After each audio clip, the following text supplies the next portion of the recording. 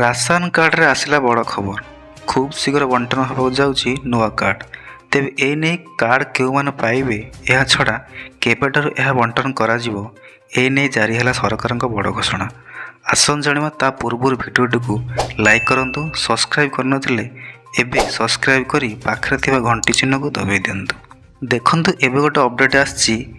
KYC ପଞ୍ଜୀକରଣ ସରିବା ପରେ ଖାଉଟିଙ୍କୁ ନୂଆ ରାସନ କାର୍ଡ଼ ବଣ୍ଟାଯିବ।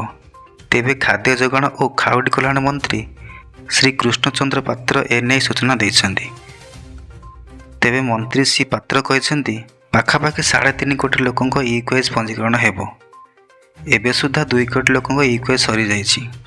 ଆଉ ମାସେ ମଧ୍ୟରେ ଅବଶିଷ୍ଟ ଲୋକଙ୍କ KYC କରାଯିବ।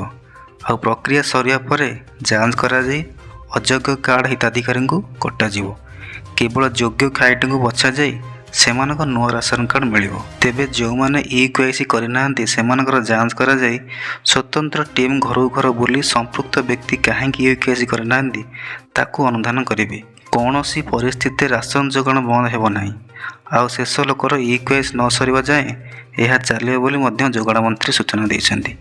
ତେବେ ଅଯୋଗ୍ୟ ହିତାଧିକାରୀଙ୍କୁ କାଟିବା ପରେ ଖାଲି ପଡ଼ୁଥିବା ସ୍ଥାନରେ ନୂଆ ହିତାଧିକାରୀଙ୍କୁ ଯୋଡ଼ାଯିବ।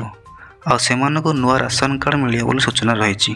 ତେବେ ଯାହାକି ରାଜ୍ୟରେ ବଣ୍ଟନ ହେବାକୁ ଯାଉଛି ନୂତନ ରାସନ କାର୍ଡ଼। ଯେଉଁମାନେ ଅନଲାଇନ୍ ଯୋଗେ ଆବେଦନ କରିଥିବେ ତେବେ ସେମାନେ ହେବେ ଆପ୍ରୁଭ୍, ଯାହାପରେ ସେମାନେ ମଧ୍ୟ ନୂତନ ରାସନ କାର୍ଡ଼ ମିଳୁଥିବା ମାଗଣା ସାମଗ୍ରୀର ଲାଭ ଉଠାଇ ପାରିବେ। ତେବେ ଆପଣମାନେ କେଉଁ ଜିଲ୍ଲାରେ ଭିଡ଼ିଓ ଦେଖୁଛନ୍ତି ତାହା କମେଣ୍ଟ ମାଧ୍ୟମରେ ଜଣାଇବେ।